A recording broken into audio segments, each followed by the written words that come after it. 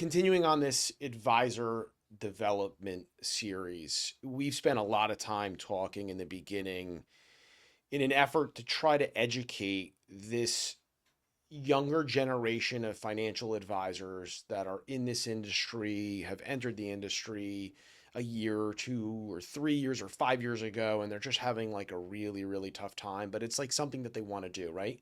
So we've spent a lot of time talking about the dilemma in the industry, talking about teaming, just talking about some of the roadblocks that they have. And I think one of the things that I've seen in the past that's probably been one of the biggest roadblocks is the lack of like a true marketing strategy.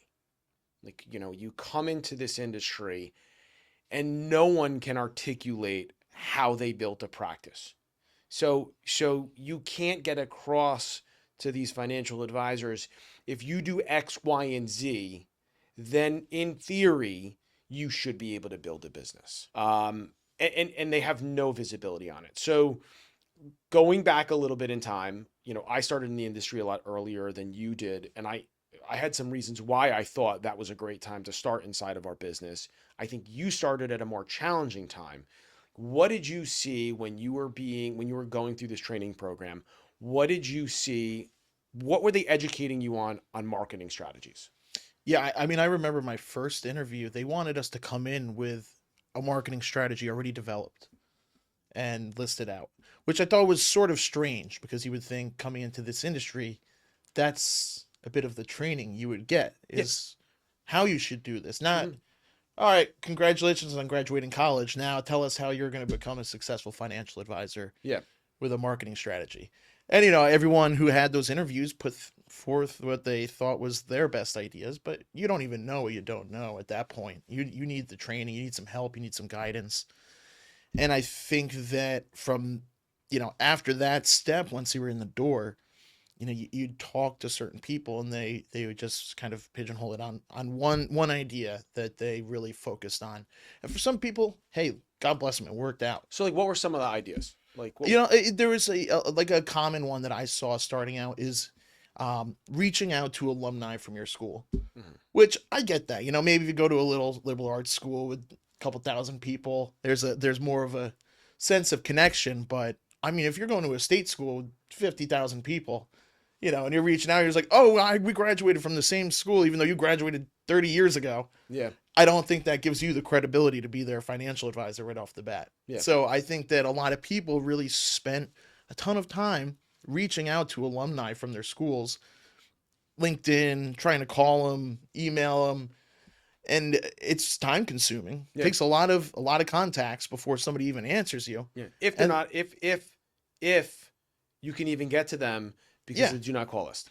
absolutely. And then by the time you realize that this plan isn't working, you're getting a tap on your desk from management saying, hey, your numbers need to increase, otherwise you're out the door. Yeah. So I think that it's a far too common that people kind of get pigeonholed and just try to stick to one marketing approach. Yeah, there was the other thing too. It was like the seminar kick that we went on for ages, right? Like, and everybody's like, oh, well, I'll get into the industry and I'm going to hold seminars. I'm going to hold workshops. I'm going to hold events. And you're like, okay, that's great, but who's paying for it?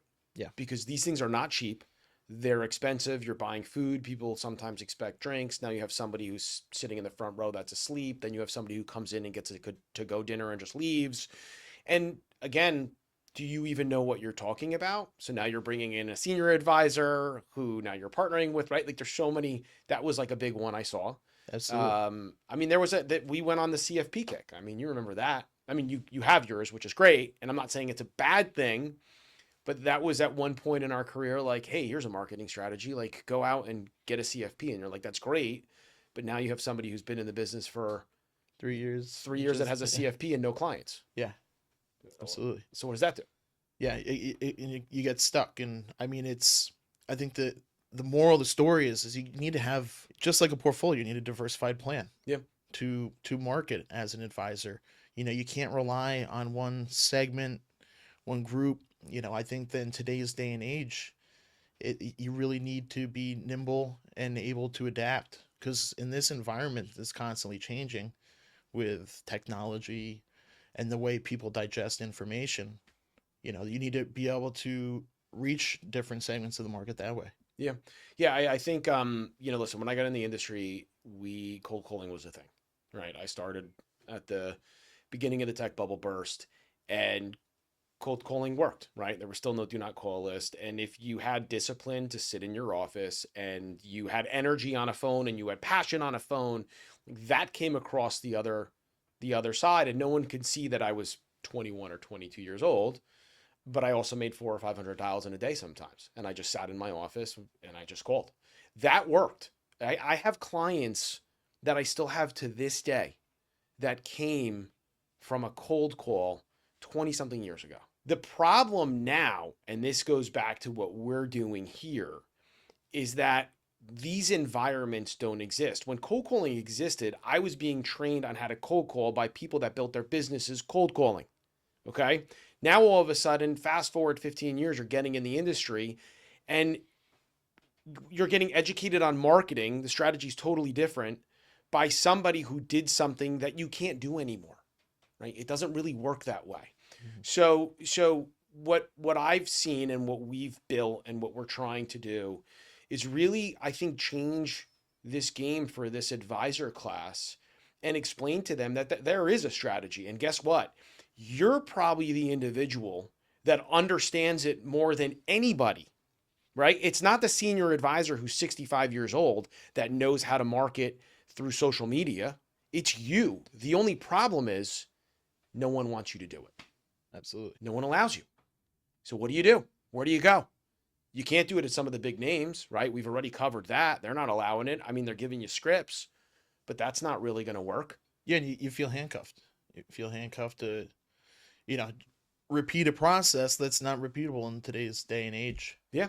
You look up, I'm on the do not call list. Yeah, I am too. Yeah. So I get it. It's made it harder and harder. You have to adapt. You have to get more creative and find touch points in other ways. Yeah, yeah. So listen, I don't want to belabor this, but I think that from my opinion, there is something that's embedded inside of this generation of financial advisors that's being groomed right now. And I think they all know that it's there. And I think they all want to do it. And I think they want to get their voice out and they just don't know how to do it. And that's part of this series. That's part of what we're building here. It's part of what this team has done. And I just know that as we get these individuals in here to experience a different element of marketing with a longer runway and a support team behind them, it's going to go back to the listen. This goes back to exactly how I built my business and how firms were 25 and 30 years ago. FA centric, very flat organizations, all the support you needed, and an actual proven process to build a practice. And it's here again. I mean, this generation of financial advisors has no idea the power that they have, and we're going to show it to them.